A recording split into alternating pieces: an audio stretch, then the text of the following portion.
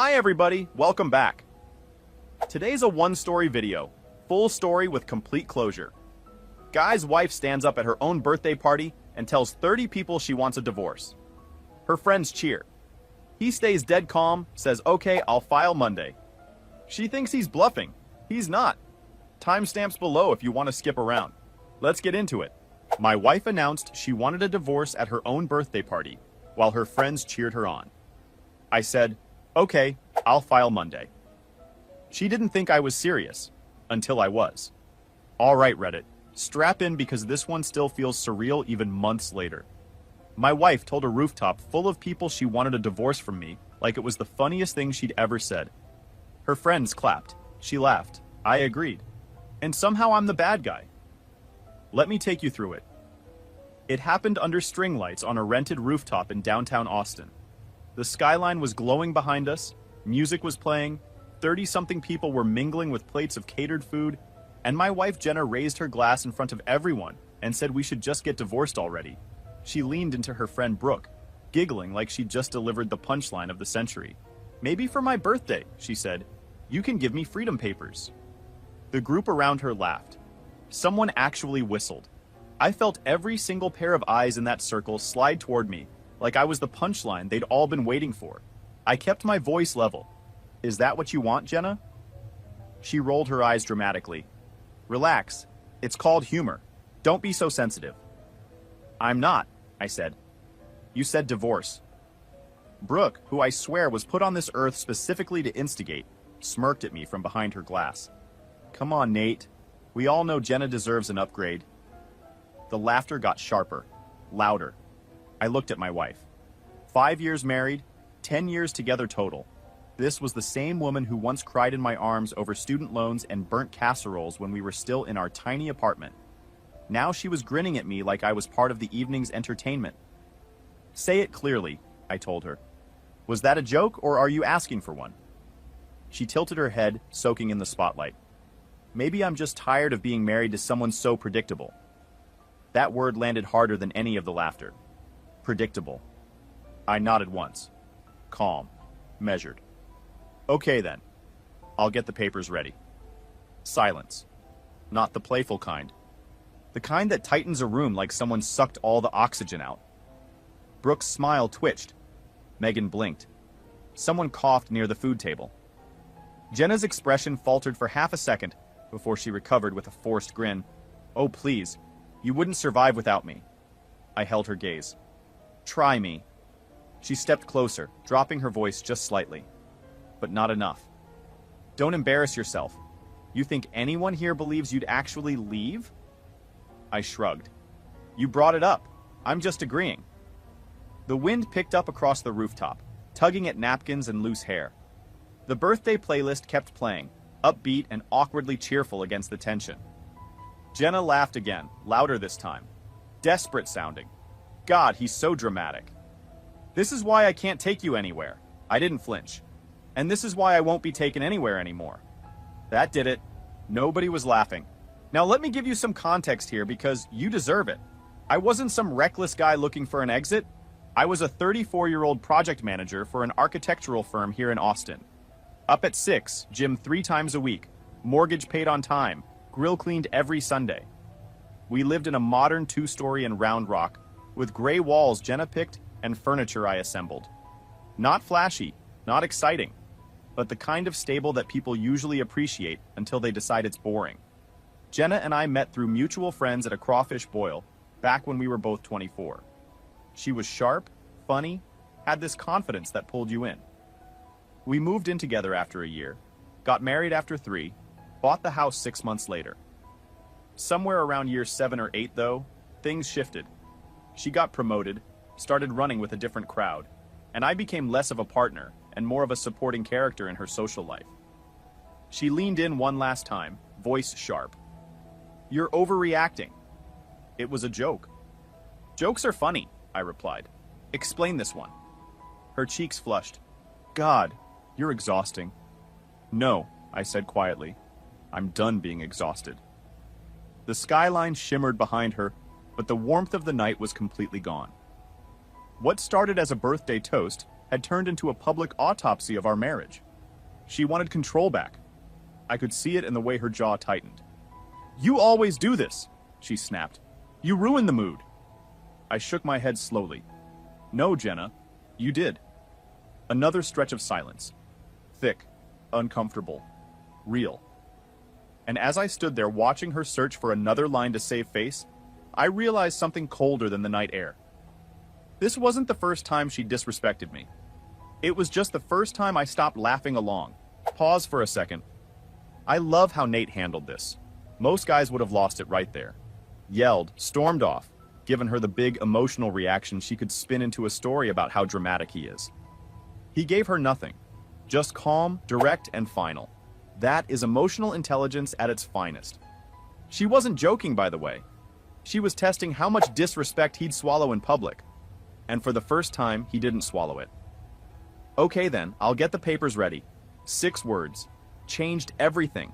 Keep watching. Later that same night, while the party tried awkwardly to stitch itself back together, my longtime friend Liam pulled me aside near the railing. Liam had been in my life since freshman year at UT.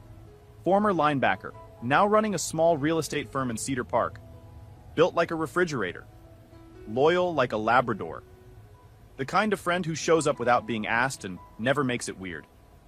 He handed me a water without asking. "You good?" he muttered, scanning my face like he was checking for structural damage. "I'm fine," I said automatically. He didn't buy it. "She just humiliated you in front of half the city, man." Across the rooftop, Jenna was laughing too hard at something Brooke said. Too animated, too bright. Classic damage control. The kind of performance that only works if nobody in the audience was paying attention 5 minutes ago. But everybody was paying attention 5 minutes ago. Liam leaned closer. "If you were serious about what you said, I know a guy. Family law. Mean in court, polite at dinner. The kind you want on your side." "I'm not emotional about this," I said calmly. Liam studied me carefully. "That's what worries me." "I'm not hurt," I said after a moment. Liam raised an eyebrow. "No." I shook my head slowly. "I'm awake." He let that sit, because for years I'd brushed things off. The little jabs about my boring job, the way she'd roll her eyes when I talked about budgeting, the subtle digs in front of friends, always framed as humor. Tonight wasn't new. It was just public. "So what are you thinking?" Liam asked. "I think," I said carefully, "that respect isn't something you beg for." "No," he agreed. "And when someone shows you exactly how they see you, believe them." He nodded once. "So this isn't about pride?" "No." I set my glass down with deliberate calm. "It's about consequences." Liam gave a low whistle. "You're serious. I said I'd get the papers ready. And you meant it?" "Yes." He studied me for another second, then pulled out his phone. "His name's David Navarro. Downtown office. Doesn't play games." "I'm not playing either," I replied. Liam clapped a heavy hand on my shoulder. "Just make sure you're doing this for the right reason." "I am." He tilted his head. "Which is?" I looked back at Jenna one last time. She caught me watching and forced a smile that didn't reach her eyes. "Because," I said evenly, "some lessons don't stick unless they cost something." The party went on another hour. I stayed composed, polite, even helped cut the cake. Jenna avoided being alone with me. And the strangest thing happened. The anger I expected never arrived. What replaced it was quieter, colder, clearer. I watched the rest of the party from a distance, mentally cataloging things I'd been too comfortable to notice. The way Jenna's friends spoke to her versus about me. The way she lit up performing for them, but went flat the moment it was just us. The way she'd started treating my presence at events like an obligation, rather than a choice. It all clicked into place like puzzle pieces I'd been staring at sideways for years. Driving home through the warm Austin night, windows down, city lights fading in the rearview mirror, I realized something important. Humiliation can either shrink a man or clarify him. By the time we pulled into our driveway in Round Rock, I wasn't reacting anymore. I was deciding.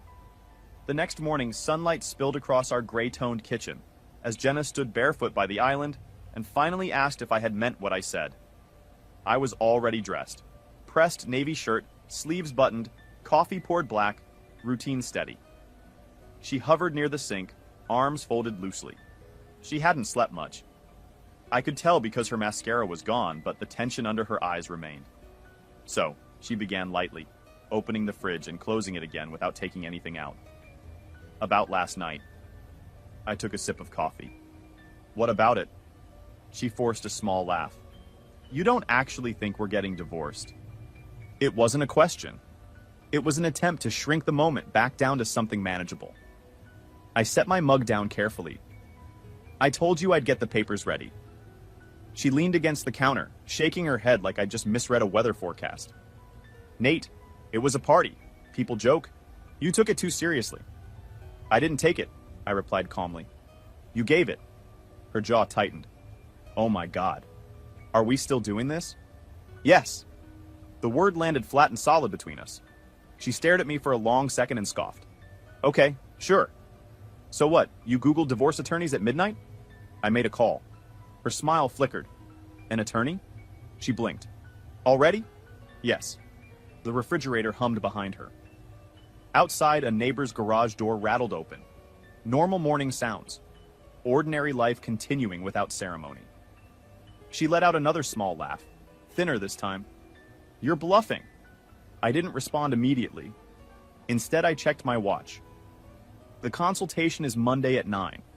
That's when the color shifted in her face. Just slightly, like someone had adjusted the saturation on a photo. You're insane, she said quietly. No, I replied. I'm consistent. She stepped closer. You're going to throw away 5 years because of one comment? I met her eyes evenly. It wasn't one comment. She hesitated. There it was. The flicker of recognition. Not apology, not yet. Just awareness that this wasn't about last night alone. You're being dramatic, she tried again, softer this time. I'm being clear. She rubbed her arms like the room had suddenly cooled 10 degrees. So that's it? You just decided?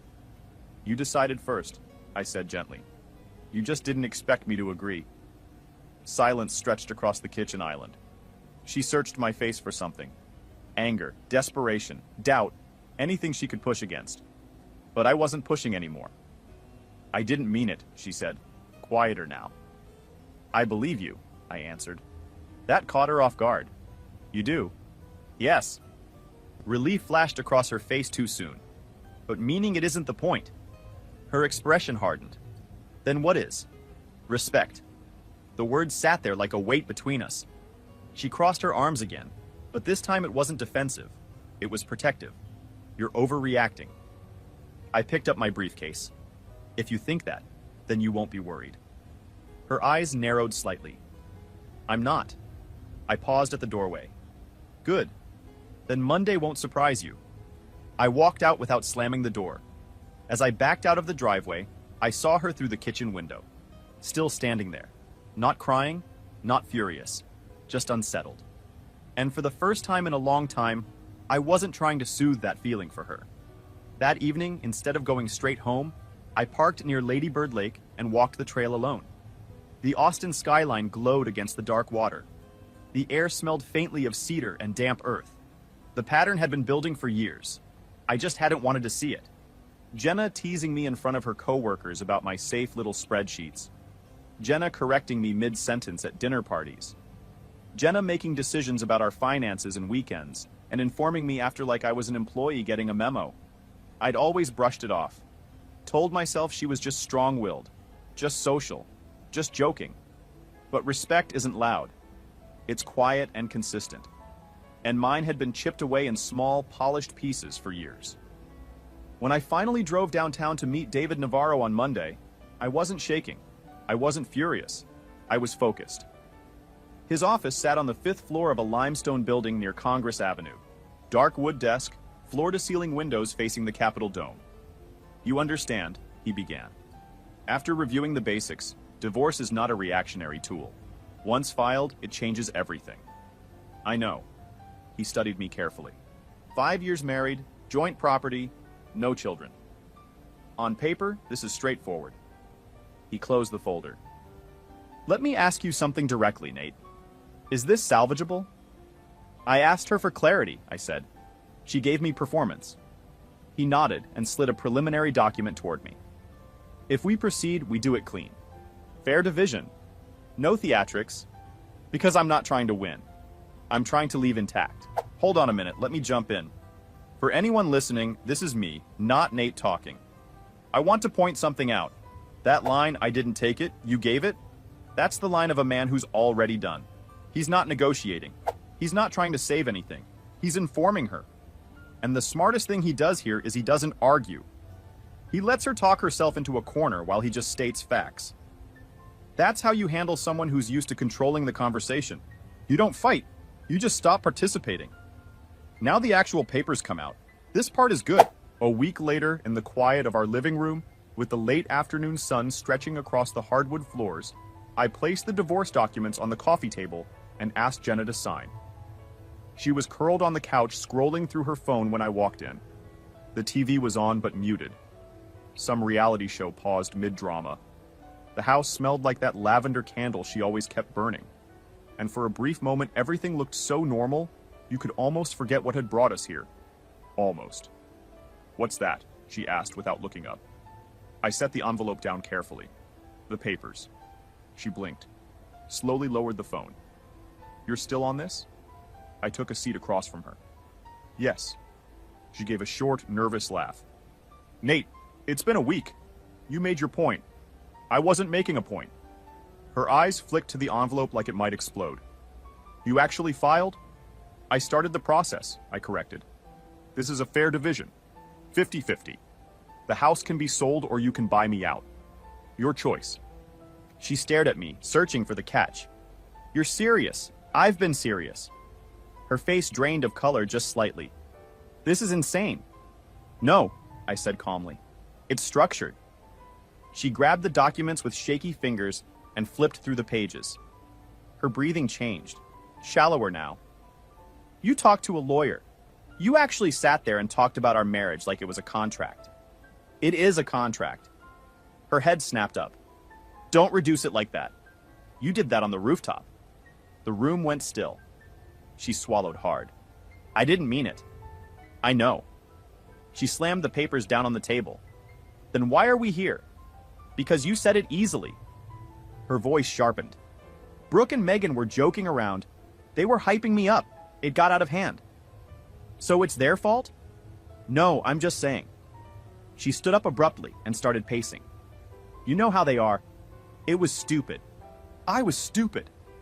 I watched her move back and forth across the rug we'd picked out together at a Saturday market in East Austin.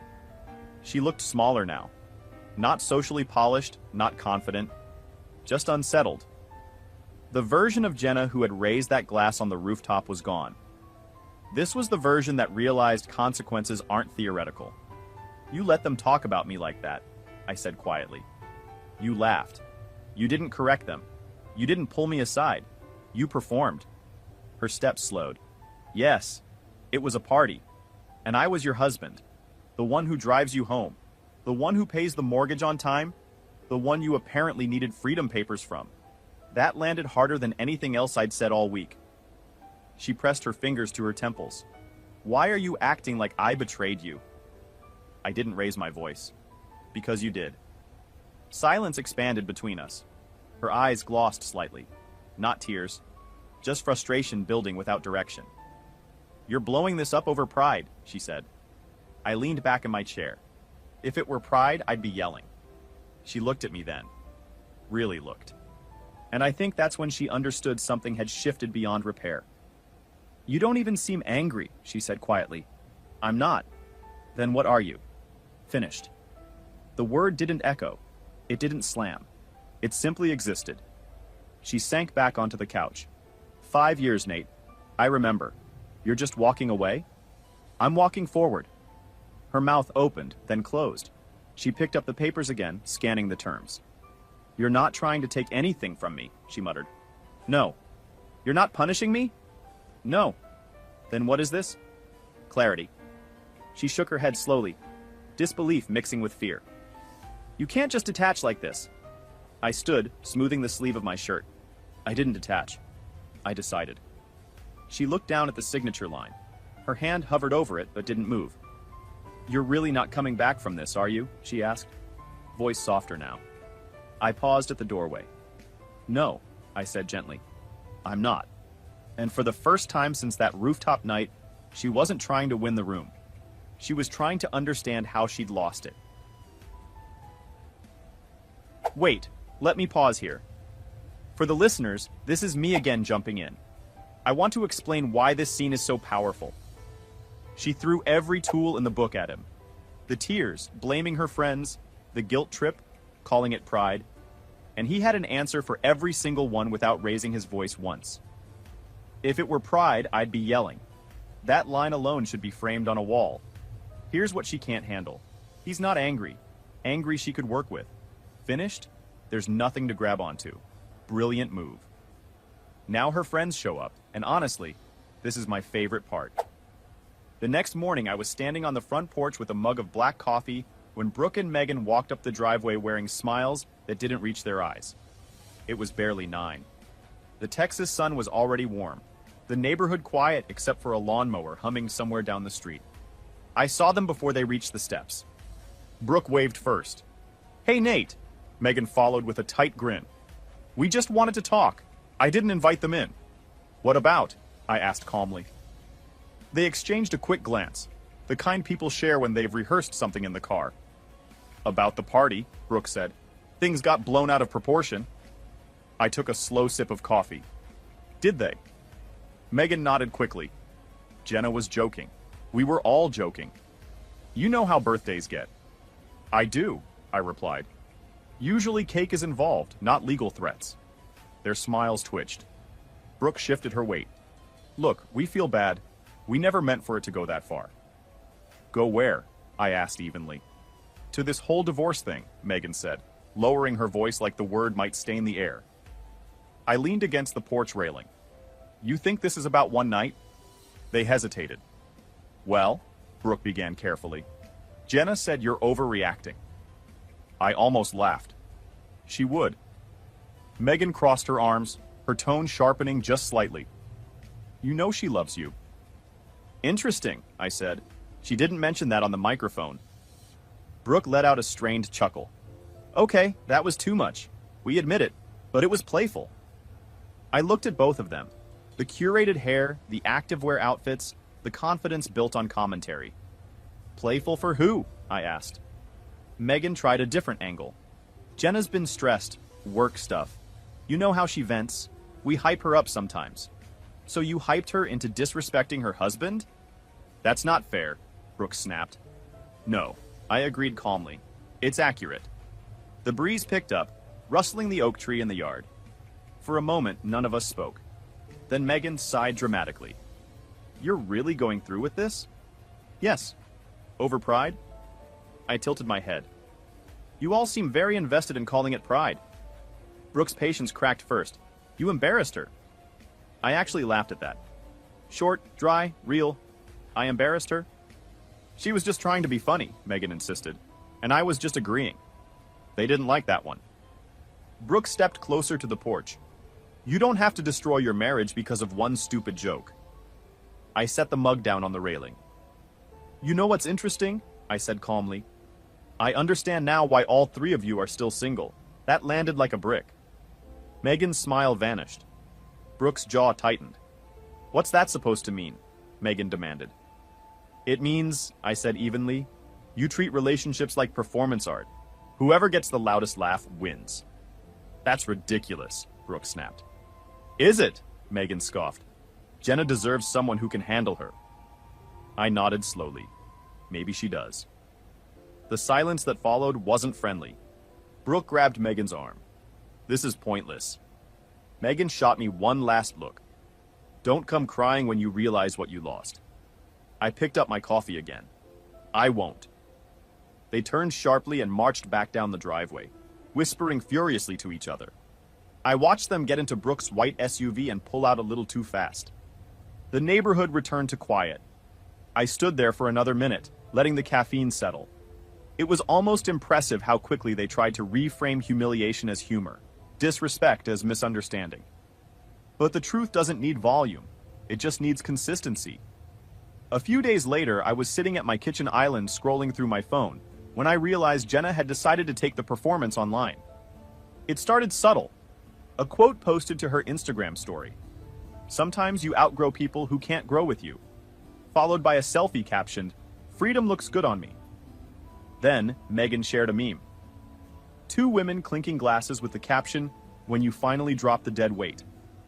Jenna reposted it with a laughing emoji. No names mentioned, but the target was obvious. For a second, I expected the old familiar heat. The instinct to defend myself, to respond, to correct the narrative. Instead, I set my phone down and finished my coffee. Let them post. Let them perform. The internet has a funny way of sorting things out on its own. An hour later, it buzzed again. "Liam, you seeing this?" he texted. "Yep," I replied. "Want me to comment?" "No." A few minutes passed, then something shifted. Under Megan's meme, comments began stacking up. "Is this about Nate? That rooftop thing was wild. Kinda messed up to joke about divorce in public. He handled it way better than I would have. Dude stayed composed. Respect." I didn't respond. I just watched. Brooke tried to steer it back, replying with laughing emojis, insisting it was just vibes. But the internet doesn't forget tone. By mid-afternoon, someone had clipped a short video from the birthday party.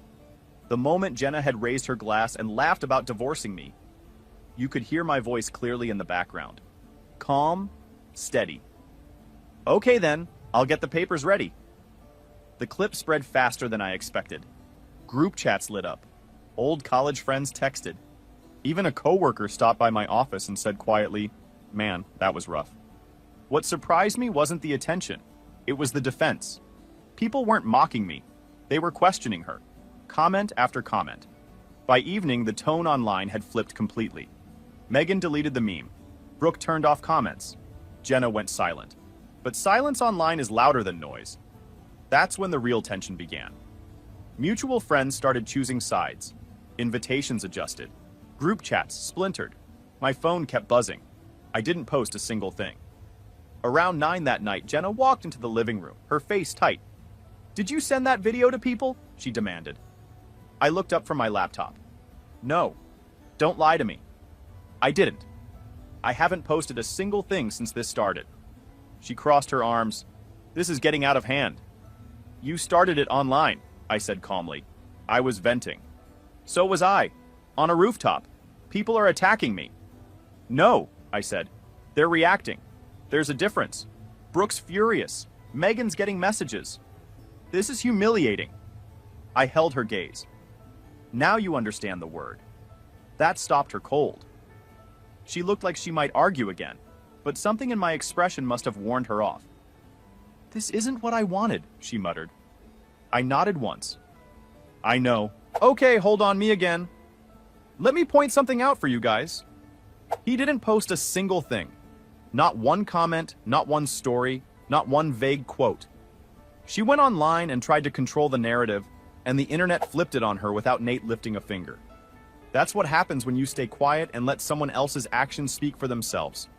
People aren't stupid. They saw the video and made up their own minds. She handed the internet the evidence and then got surprised when they used it. You can't make this up. All right, the warehouse scene is next, and this is where everything blows apart. 3 days after the online storm peaked, I received an invitation to a private event at a renovated warehouse on the east side of Austin, hosted by Grant Holloway, a local entrepreneur who'd recently sold his company. Grant wasn't just successful, he was influential, and he used to be close friends with Jenna before a quiet falling out last year. The message was short. "Heard you've had a week. Come by Friday. Good people. No drama." I went. The warehouse overlooked the river. Exposed brick, warm lighting, live jazz, catered food. The kind of atmosphere that doesn't require performance. Grant greeted me personally. "Nate," he said, shaking my hand firmly. "Glad you came. Thanks for the invite." He studied me for a moment. "You handled yourself well." "I just stayed quiet," I replied. "Exactly." Conversations flowed easily. Business owners, architects, investors. Grounded people talking about ideas, not each other. No teasing, no backhanded jokes. It was the kind of room where you could actually breathe without wondering if someone was about to turn you into content for their group chat. At one point, a woman named Paige, who Grant introduced me to, laughed at something I said and added, "It's rare to see someone stay composed under pressure." I smiled slightly. It's cheaper than losing control. She tilted her head, amused. That's a line. It's a principle, I corrected gently. Through the glass doors, I could see 3 familiar silhouettes arguing with security. Jenna, Brooke, Megan, not on the list. Grant followed my glance and exhaled quietly. They tried earlier too. Security didn't budge. But about an hour later, the glass doors burst open, and Jenna stormed in with Brooke and Megan right behind her. Security must have slipped. The calm atmosphere cracked instantly. Nate. Jenna's voice cut through the jazz like a blade. Conversation stalled. Heads turned. Grant stepped forward. This is a private event. Jenna ignored him. Eyes locked on me. You really thought you could just parade around like the victim? I set my glass down slowly. This isn't the place. No, she snapped. Apparently nowhere is the place unless it benefits you. Brooke tugged her arm. Jenna, let's just talk to him outside. We are talking, Jenna insisted loudly. Megan folded her arms. You embarrassed her online. I didn't post anything, I replied evenly. Jenna laughed sharply. Oh, please, you didn't have to. You let everyone crucify me. You posted first. That was venting, and this is consequence. The words seemed to echo. Guests shifted uncomfortably. Someone whispered near the bar. Grant's tone hardened. Take this to the balcony, now. Jenna huffed but turned, marching toward the open doors overlooking the river. Brooke and Megan followed. I hesitated a second, then stepped out. More to contain it than engage. The night air was cooler. City lights shimmered on the water below. This is your fault, Brooke hissed at Jenna. You pushed it too far at the party. Oh, now it's my fault? Jenna shot back. You're the one who started the joke. Megan scoffed. Don't drag me into this. You were already spiraling before the toast. I stayed silent. Jenna pointed at me. He's been waiting for an excuse. Don't act like this is about one comment. Then what is it about?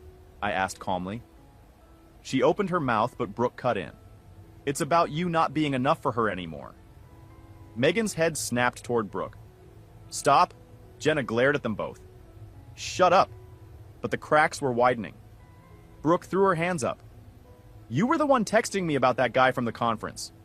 Jenna's face drained completely. Don't! Megan stepped back, eyes wide. Oh my God! Stop talking, Jenna warned, voice shaking now. But Megan was done playing loyal. She joked about divorce, Megan blurted, because she already cheated. She didn't think you'd actually call her bluff. The words hit the air like shattered glass. For a split second, nobody breathed. The river below kept moving, indifferent. I looked at Jenna. Not angry, not surprised. Just still. That's not true, she said quickly, stepping toward me. Megan's twisting things. Brooke avoided my eyes. Megan crossed her arms defensively. You told us, Megan snapped. You said it happened in Houston. You said you felt alive again. Jenna's voice cracked. I was venting. That's what you call everything, I said quietly. Her eyes met mine. Panic fully visible now. It didn't mean anything, she rushed. It was one mistake, no denial, just minimization. The music inside had stopped completely. A small crowd lingered near the doorway, pretending not to watch. I felt something inside me settle into place. Not explode, not collapse. Settle. So that's why the joke was easy, I said. Jenna reached for my arm. Nate, please, don't do this here. You already did, I replied. Brooke muttered that they needed to leave. Megan shook her head. This is on you, Jenna. The argument reignited between the three of them. Accusations, deflections, raised voices blending into something messy and desperate. I stepped back. Grant appeared beside me quietly. You good? Yeah. I looked at Jenna one last time as she tried to regain control. Her voice rising, hands moving sharply, as if she could rearrange reality by force. But control doesn't return once truth enters the room. I didn't yell. I didn't demand details. I didn't ask for a name or a timeline or any of the things you're supposed to demand in that moment. I simply walked back inside, grabbed my jacket, and headed for the exit. Behind me, the balcony argument kept escalating. 3 women who had walked in as a united front were now tearing each other apart over a truth none of them could put back in the box. The doors closed, and this time, I didn't look back. Wait, hold on. For the listeners, this is me jumping back in.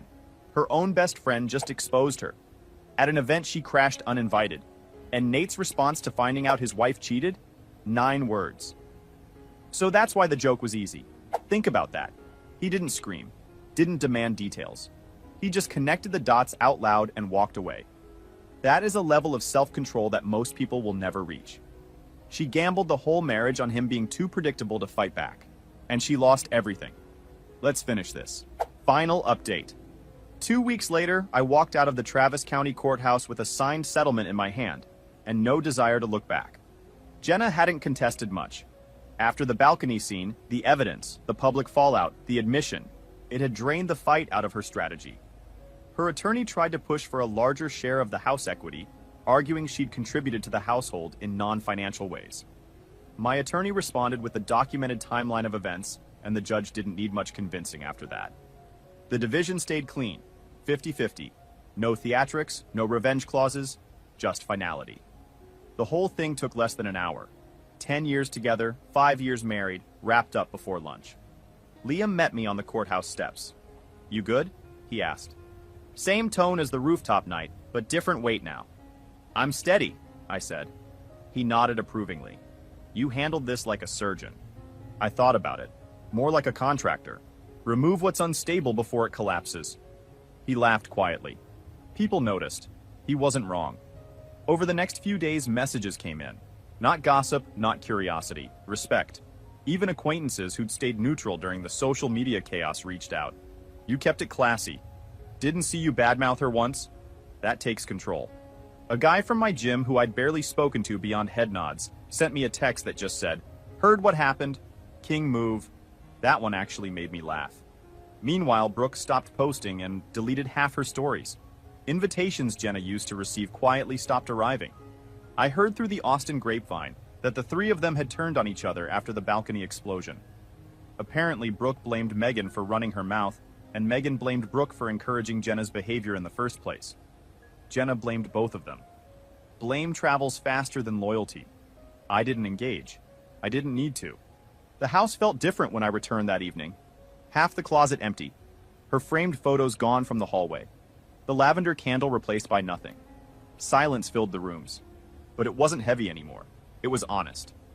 I set my keys on the kitchen counter and stood there for a moment. The gray walls she chose. The appliances we picked out together. No performance, no audience, no tension waiting to spark. Just space. For the first time in years, the quiet didn't feel like something I had to survive. It felt like something I had chosen. And that made all the difference. 3 weeks after everything was finalized, I loaded a duffel bag into my truck and headed west, leaving Austin behind as the sun climbed over the Texas horizon. No itinerary, just highway. The city skyline shrank in my rearview mirror, replaced by open land. Flat stretches giving way to desert tones as I crossed into New Mexico. The radio stayed off. Just the hum of the engine and wind through the cracked windows. It's funny how humiliation feels permanent in the moment. Like it brands you. But somewhere between El Paso and a roadside diner outside Las Cruces, I realized something different. That rooftop hadn't broken me. It revealed me. I stopped near White Sands at sunset. The sky burning orange over miles of pale earth. No audience, no commentary, just wind. I thought about the balcony scene, the confession, the courtroom, the silence afterward. At no point had I screamed. At no point had I begged. I simply refused to negotiate my own worth. And that refusal had done more than any revenge ever could. Jenna had expected emotion. Anger she could label. Pride she could mock. Noise she could counter. What she got instead was stillness. And stillness unsettles people who rely on chaos. Sitting on the tailgate of my truck watching the sun sink into the horizon, I finally understood something simple. Dignity isn't dramatic. It's disciplined. It's the decision to stand up quietly when someone tries to shrink you. The desert cooled as the light faded. Peace doesn't arrive loudly. It arrives when you stop fighting to be understood by someone who already chose not to. By the time I climbed back into the truck, I wasn't thinking about Jenna anymore. I wasn't replaying the rooftop. I was thinking about open roads, about space, about the kind of life you build when you stop performing inside someone else's narrative. As the engine turned over and the headlights cut through the dark desert, one final thought stayed with me. Sometimes the best response isn't revenge. It's dignity sharpened into steel. And once you carry it, no one gets to laugh at you again. So Reddit, that's my story.